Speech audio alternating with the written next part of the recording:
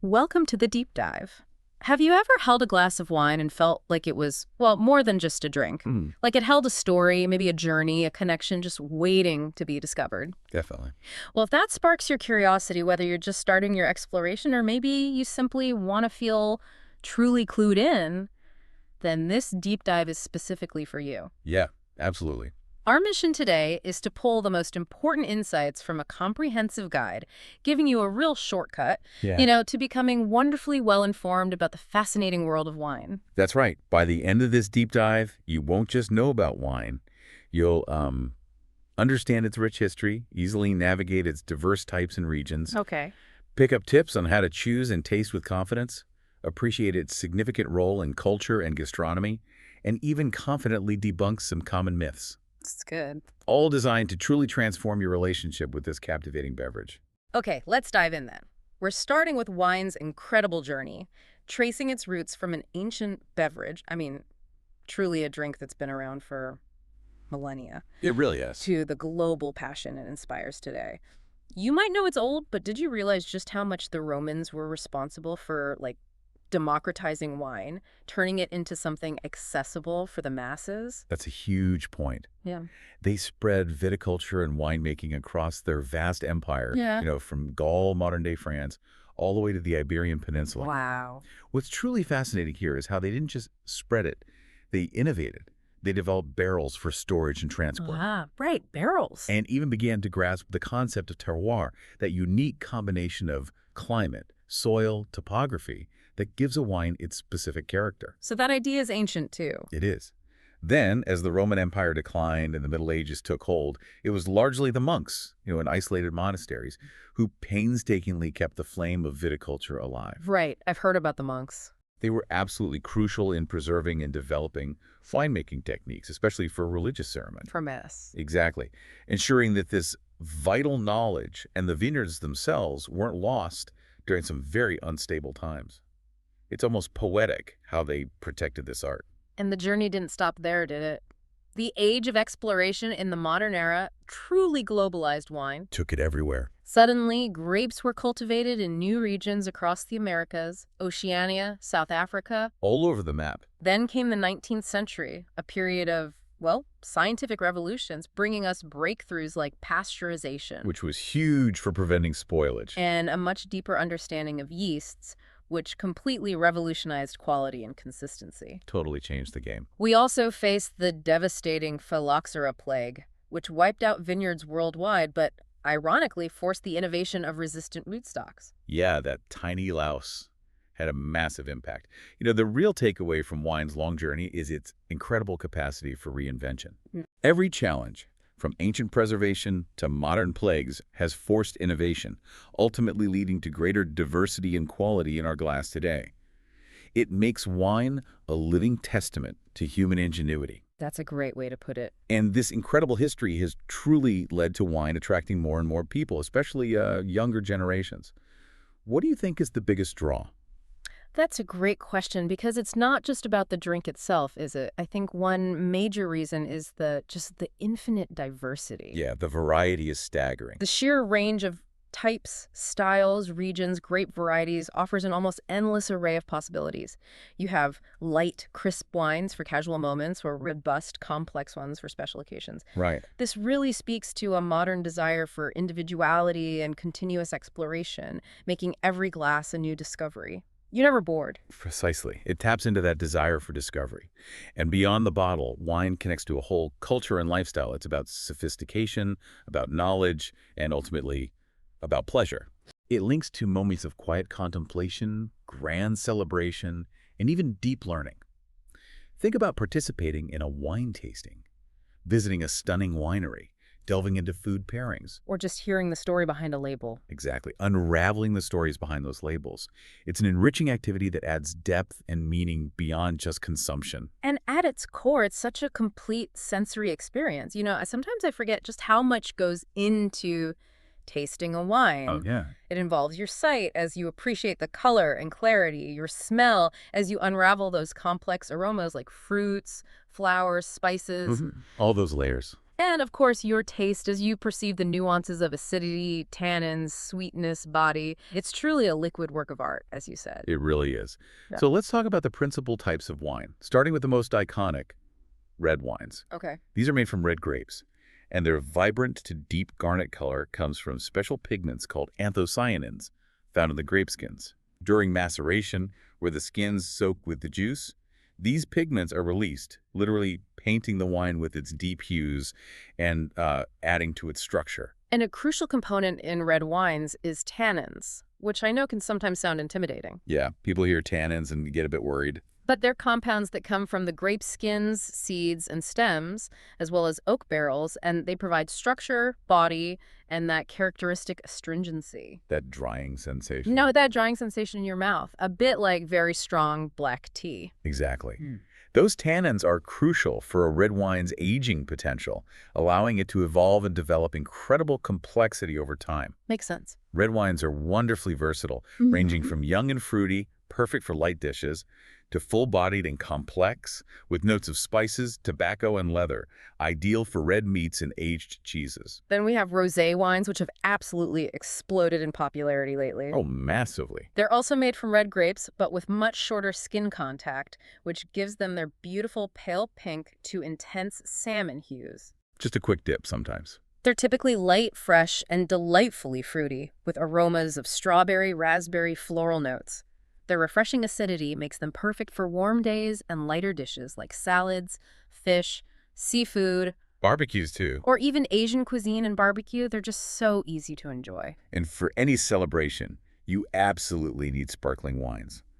Their charm comes from the effervescence, the dissolved CO2, and they can be white or rosé. Bubbles. Styles range from very dry, like brut or extra brut, to sweeter ones like demi-sec or doux. There are two main ways to get those bubbles. The traditional method, used for champagne, cava, and Franciacorta, A fancy stuff. involves a second fermentation directly in the bottle, creating those complex, sometimes toasty aromas. So that's why champagne tastes so much more bready sometimes than a Prosecco. Exactly, because the Charmat method, used for Prosecco and Lambrusco, does that second fermentation in large sealed tanks, which typically results in fruitier, fresher wines. Ah, okay. Both are fantastic, just different styles, perfect for toasting. Last but not least, we have fortified wines. These are a fascinating category defined by the addition of alcohol, usually grape brandy, during production. Ultra kick. This boosts the alcohol content and helps preserve the wine, allowing some to age for decades or even centuries. Incredible longevity. The timing of this fortification influences the sweetness. If alcohol is added during fermentation, it stops the process and results in a sweet wine. If added after, it's dry. A prime example is Vinho do Porto, from Portugal's Douro Valley. It's a rich, sweet wine, often aged in oak, with incredible notes of dried fruits, spices, and caramel, Sounds delicious. making it ideal for desserts and blue cheeses. Now, understanding all these types is great, but how do you actually pick one? That leads us to how to read a wine label without fear. You know, for someone just starting out, reading a wine label can feel like deciphering an ancient scroll. Where do you even begin? It's simpler than you think once you know what to look for. First, the wine name. It could be the winery's name, a registered brand, the specific grape variety like Cabernet Sauvignon or Chardonnay, or even an appellation. Which tells you where it's from. Exactly. Yeah. Which hints at specific characteristics tied to a region. Then, crucially, there's the region of origin, which is all about terroir.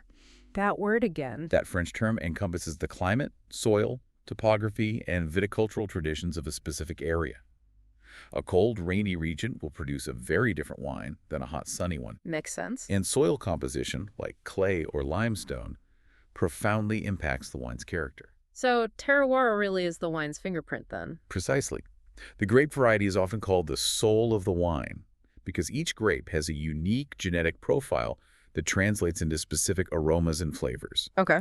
For example, Cabernet Sauvignon gives you wines with firm tannins that feel like a gentle grip in your mouth, often carrying the rich taste of blackcurrant, sometimes even a hint of bell pepper. Pinot Noir, on the other hand, is known for its elegance.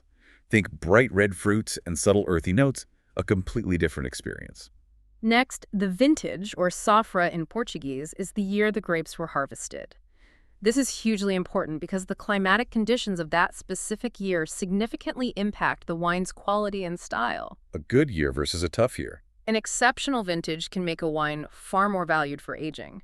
And then there's the alcohol content, expressed as a percentage. ABV. It reflects the sugar levels at harvest. Higher alcohol, typically above 13.5%, means a fuller-bodied, more intense wine, More warmth. while lower alcohol, below 12.5%, often indicates a lighter, fresher, more acidic style.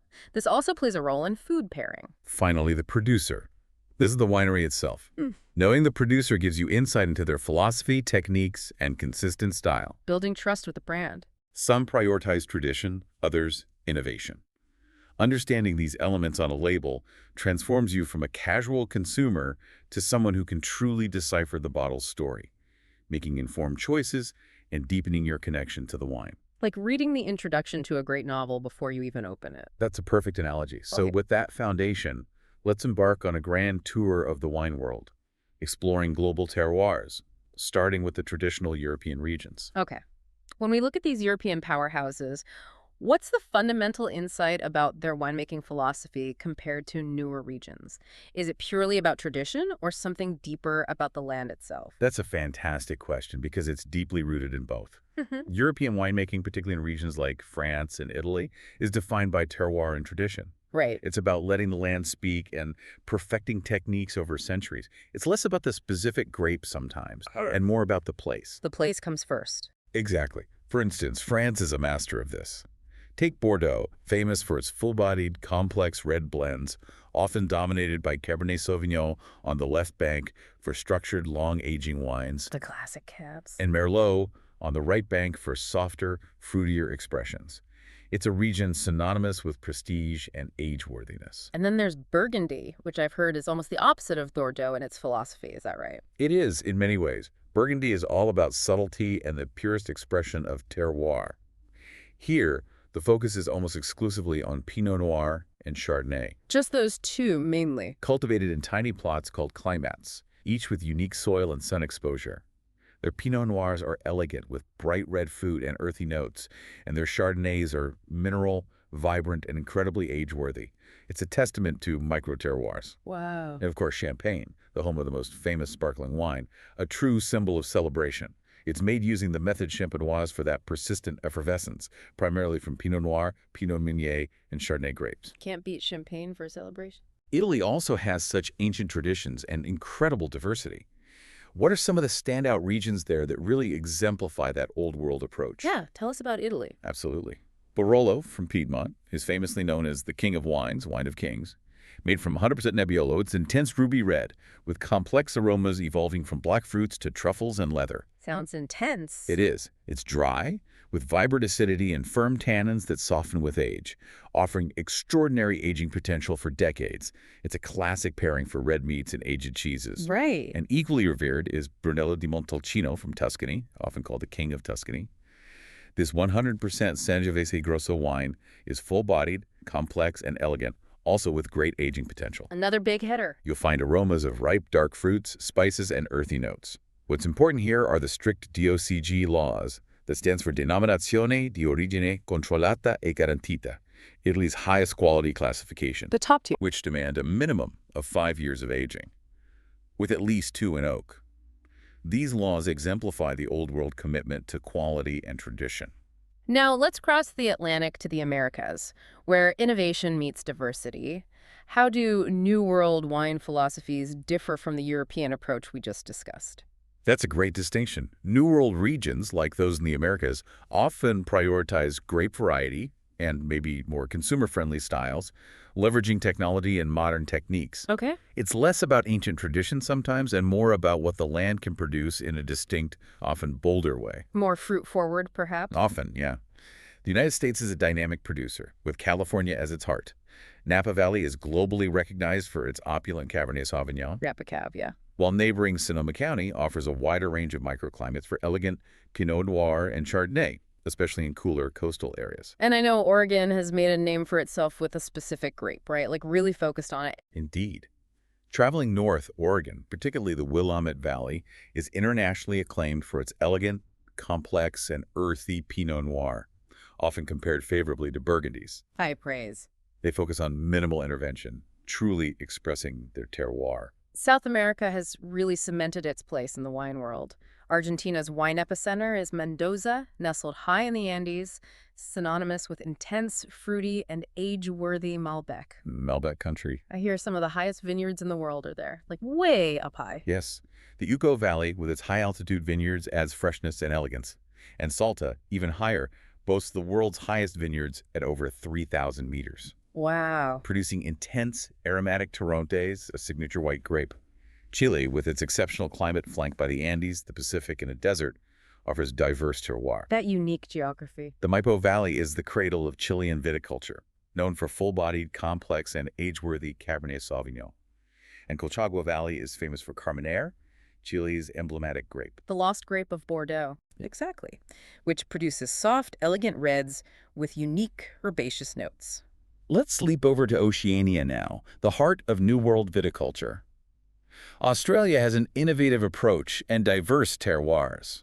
What's their most iconic contribution? When you think Australia, you think Shiraz. Without a doubt, Australia is iconic for its powerful Shiraz, especially from the Barossa Valley, known for rich, dark fruit, spice, and often chocolate notes. big, bold Shiraz. Moving to New Zealand, it's globally reputable for aromatic, fresh whites, particularly from M. Marlborough, which is synonymous with vibrant, expressive Sauvignon Blanc. That passion fruit bomb. Bursting with passion fruit, blackcurrant, and citrus, its high, invigorating acidity made it a global phenomenon. It really did put them on the map.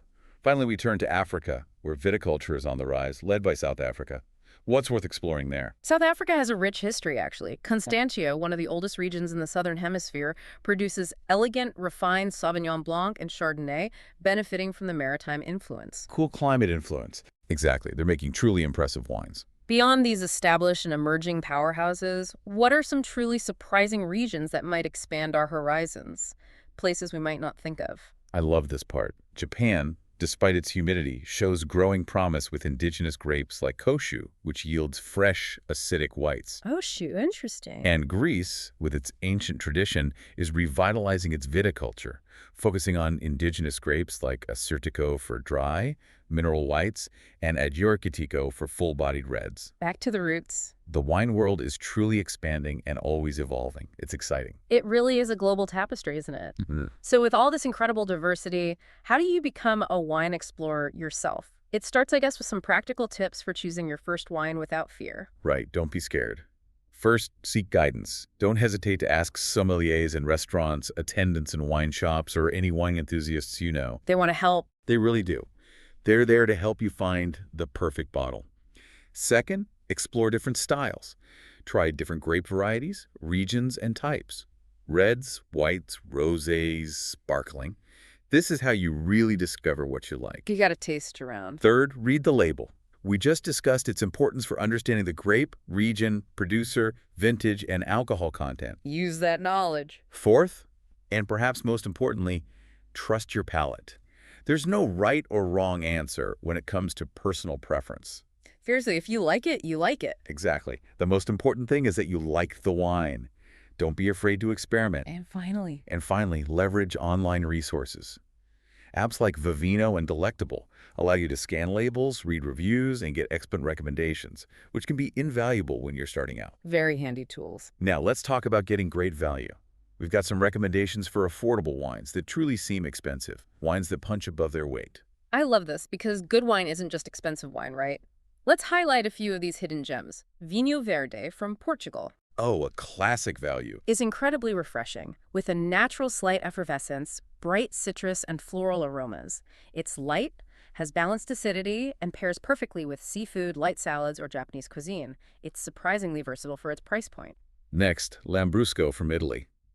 This is a sparkling red wine with varying sweetness levels, and it's just plain fun. Yeah, it's not just sweet anymore either, right? Not at all. Lots of dry styles. It has refreshing effervescence and aromas of cherry and blackberry. It's fantastic with appetizers, pizza, charcuterie, cheeses like Parmigiano Reggiano, and even fruit-based desserts. It's an unpretentious joy.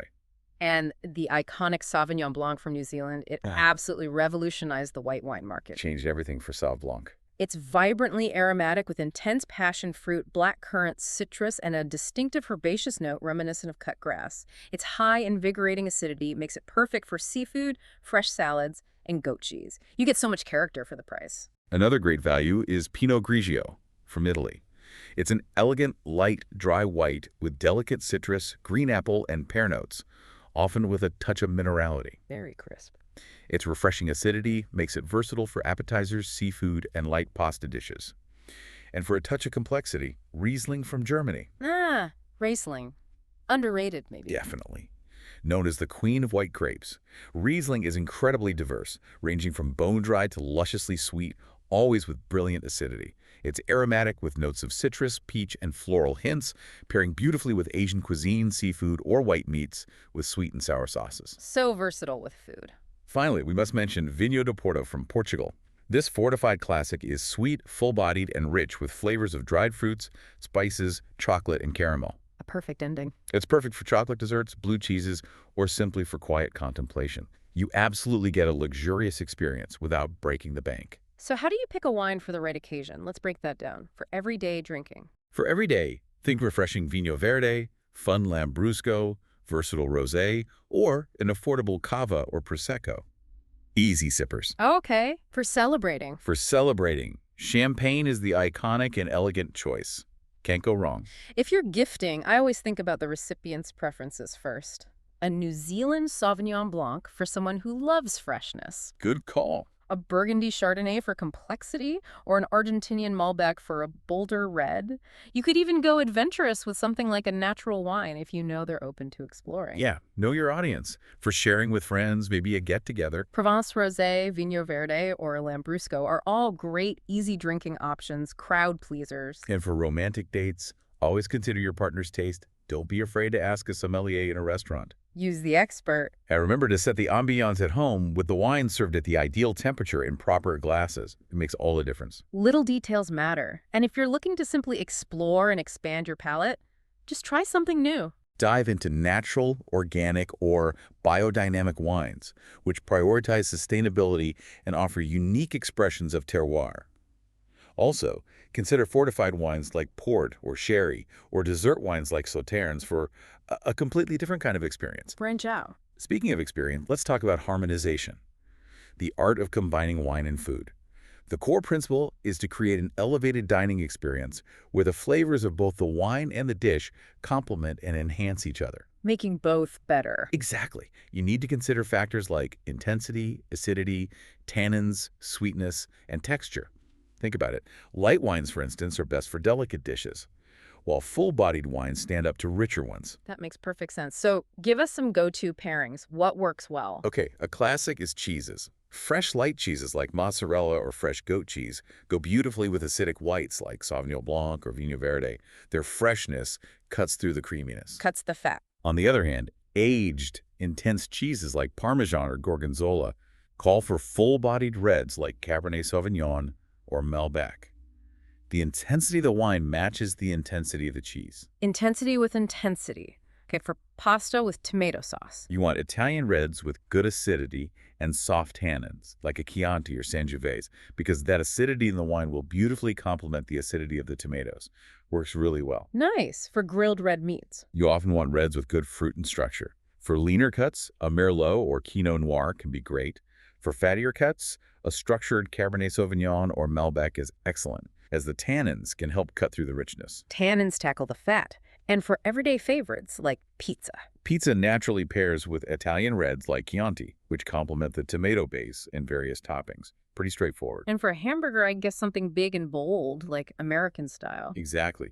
Intense ripe fruit American reds like Zinfandel or California Merlot with their spices and soft tannins are a great match for a hearty burger. Yum. What about sushi? That seems tricky. Sushi, with its delicate, subtle flavors, needs aromatic, acidic whites like Sauvignon Blanc, a dried Riesling, or Vinho Verde. Their clean freshness allows the subtle flavors of the fish to shine. Don't overpower it. Right.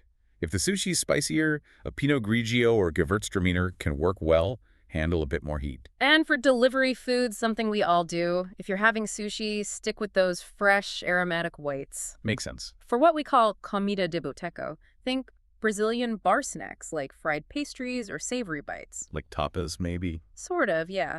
Light, refreshing whites like Gruner Veltliner, dry roses, or a Brut sparkling wine are perfect. They're versatile and refreshing against those richer snacks. These are just starting points, of course. Harmonization is ultimately a personal exploration, and the fun is in discovering what you love together. Absolutely. So how does all this magic happen, from the vine to your glass? Let's talk about the science and art of wine production. Okay. It all begins in the vineyard. The terroir climate, soil, topography is critical. The viticulturist's work, from pruning to canopy management, is essential for grape quality, as is the choice of grape varietal. So much happens before the grapes even get picked. Oh yeah. Then comes the harvest, a critical decision point. Whether it's manual or mechanical depends on the desired quality and terrain. The timing is determined by the grape's phenolic maturity. Phenolic maturity. Essentially when their sugars, acidity, and tannins are perfectly ripe. After harvest, we move to fermentation.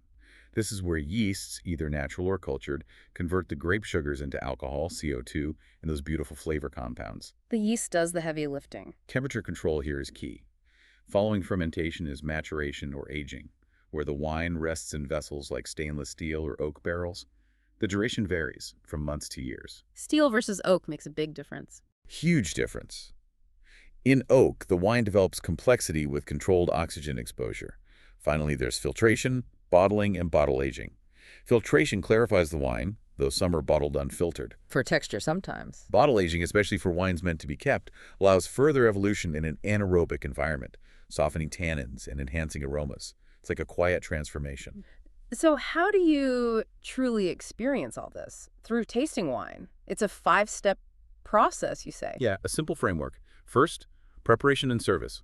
Serve reds between 16-18 degrees C, whites and rosés at 8-12 degrees C, and sparkling wines colder. Temperature matters. Use appropriate glasses, larger bowls for reds, narrower for whites, flutes for sparkling. Decantation can aerate full-bodied or aged reds and remove sediment. And always allow the wine to breathe in the glass, letting those aromas open up. Give it some air. Once ready, the tasting itself begins. Step 1. Visual analysis. Observe the color from purple to ruby to garnet for reds, or straw to gold for whites. Look for clarity, brightness, and viscosity. The legs. Often called legs, or tears, which can indicate alcohol or sweetness. Step 2. Olfactory analysis, the smell. Right. First, take a gentle sniff for primary aromas. These are the fruit and floral notes coming directly from the grape. What the grape itself smells like. Then, swirl the glass to release secondary aromas from fermentation or barrel aging, like spices, vanilla, or toast. Finally, look for tertiary aromas, or the bouquet, which develop from bottle aging, The age character. such as dried fruits, leather, or earth. Evaluate the intensity and complexity of the bouquet. It's like peeling back layers of an onion. Step 3. Gustatory analysis. The taste. Take a small sip and let it coat your mouth. Note the attack, your first impression of sweetness, acidity, and flavor intensity. Then observe how the flavors evolve: fruit, spice, wood. How it changes in your mouth. Assess the wine structure, its tannins, alcohol, body, and persistence. Lastly, pay attention to the finish, or retrogusto, the lingering sensations after you swallow. How long does it last? Step 4. Harmony. Does it all work together? Evaluate the overall balance of acidity, sweetness, tannins, alcohol, and aromas. A harmonious wine means all elements complement each other beautifully. Step 5. Conclusion. Reflect on your impressions, make notes, and share your thoughts with others. Talk about it. It's a personal journey, but sharing insights can be incredibly rewarding. Understanding the specific aromas and flavors takes practice, I imagine. It does, but it's incredibly fun to identify them. Primary aromas come directly from the grape variety itself, like citrus, red or black fruits, tropical fruits, or floral notes like rose or violet. Straight from the grape. Secondary aromas arise from fermentation and winemaking processes, such as toasted bread, butter, vanilla, or even lactic notes from malolactic fermentation, That buttery Chardonnay thing. which gives that creamy, buttery feel to some Chardonnays. And tertiary aromas, also known as the bouquet, develop from bottle aging. These are complex, evolved aromas like dried fruits, honey, caramel, leather, tobacco, or earthy notes like mushroom or truffle. Things that come with time. As for flavors, these are perceived by your taste buds. Sweetness from residual sugar, acidity for freshness, bitterness from tannins, and umami for savory depth. That savory element. The key is the balance of these flavors. When they're in proportion, the wine is harmonious and simply Now, delicious. if you're collecting, maybe starting a little collection, creating your home cellar requires attention to four key pillars. Okay, the essentials. First, temperature. Yeah. It must be stable, ideally between 12–15 degrees C, as fluctuations are incredibly harmful. Stability is key. Not up and down. Second, humidity. Maintain it between 60–75% to keep corks moist and prevent them from drying out and letting air in. Keep the cork happy. Third, light. Your cellar must be completely dark.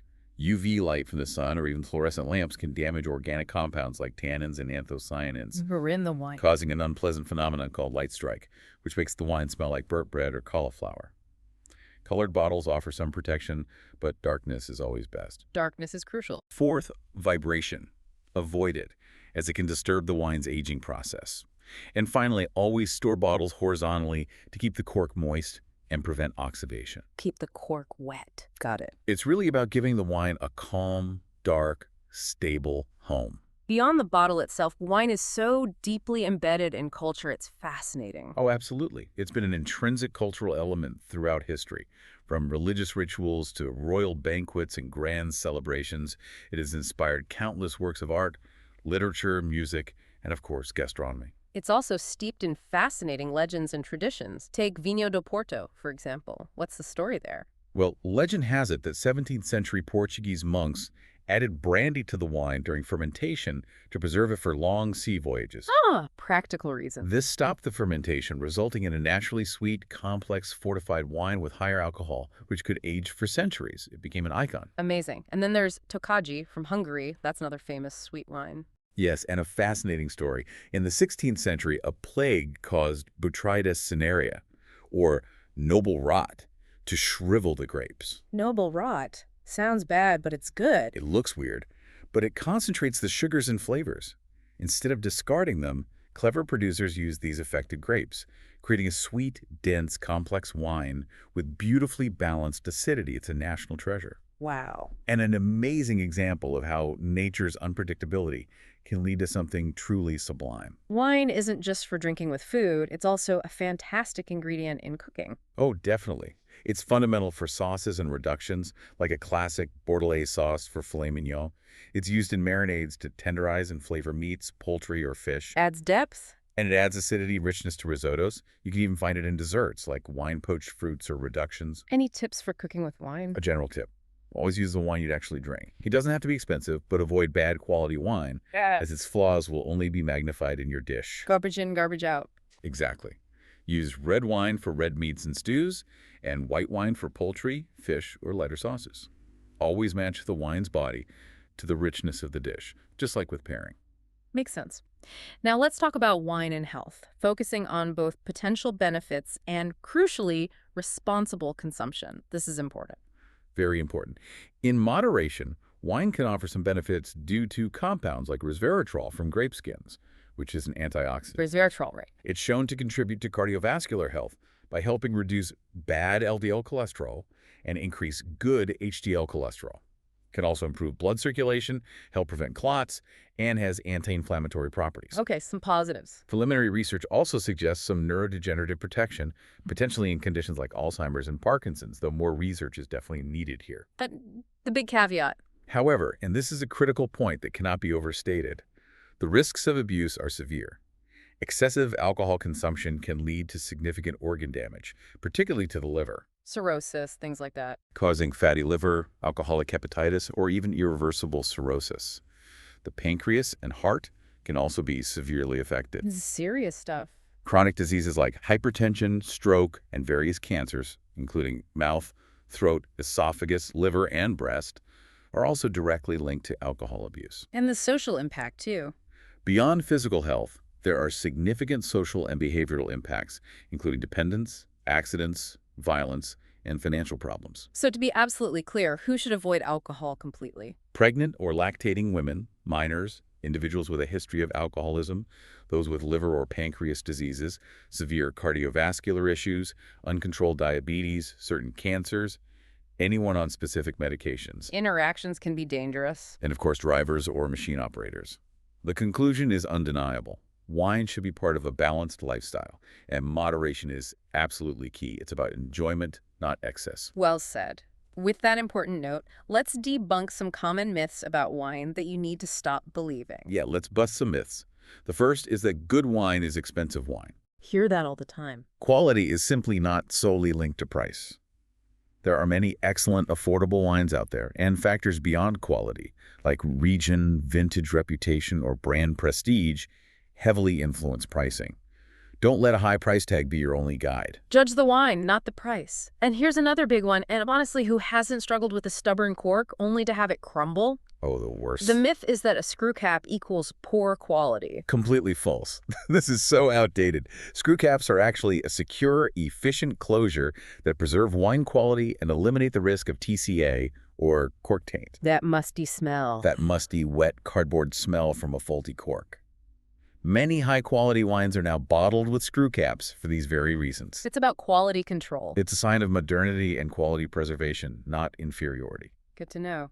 Finally, let's peek into the future of wine. Trends and innovations shaping the global viticulture landscape. What's happening? Well, the sustainability revolution is a huge driver.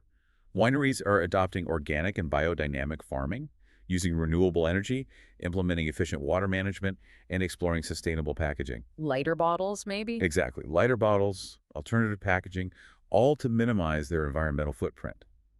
It's about protecting the land that gives us these wines. Then there's the fascinating convergence of technology and tradition. This sounds cool. It is. We're seeing smart sensors and drones in vineyards monitoring everything from soil moisture to vine health. AI and big data are optimizing fermentation and blending. Wow. And biotechnology is exploring ways to enhance yeast and improve grape resistance to disease. It's truly sci-fi coming to the vineyard. The world map of wine is also expanding. We talked about surprising regions. It keeps growing. Beyond the traditional regions, new producing countries are emerging, like China, rapidly growing as both a consumer and producer. Brazil is gaining recognition for its sparkling and fine wines, Uruguay for its tannin. We mentioned tannin. And even places like India, Thailand, and Bolivia are exploring viticulture. And at the heart of this future is the conscious consumer. What does that mean? It means people are paying more attention. There's a growing interest in natural, organic, and biodynamic wines, a stronger appreciation for terroir, and a demand for traceability and transparency. Knowing where it comes from. People want personalized experiences, they're embracing moderation more and more, and they're increasingly supporting smaller producers and limited editions.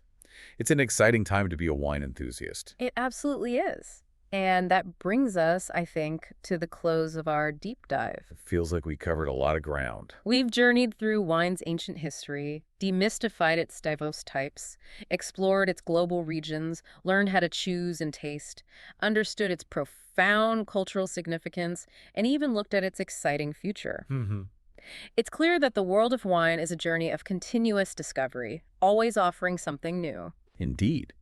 And maybe consider how understanding wine's past, present, and future allows you not just to consume it, but to truly engage with a living history and a global community. That's a great thought. Every glass becomes a celebration of human ingenuity and natural bounty, Yeah. making it so much more than just a drink. So we encourage you, our listeners, to use this knowledge as a springboard. Confidently explore new wines, trust your palate, and continue your own unique wine journey. Yeah, get out there and taste. Because ultimately, the most important part is the enjoyment, the shared experience, and the continuous joy of discovery. Cheers. Cheers.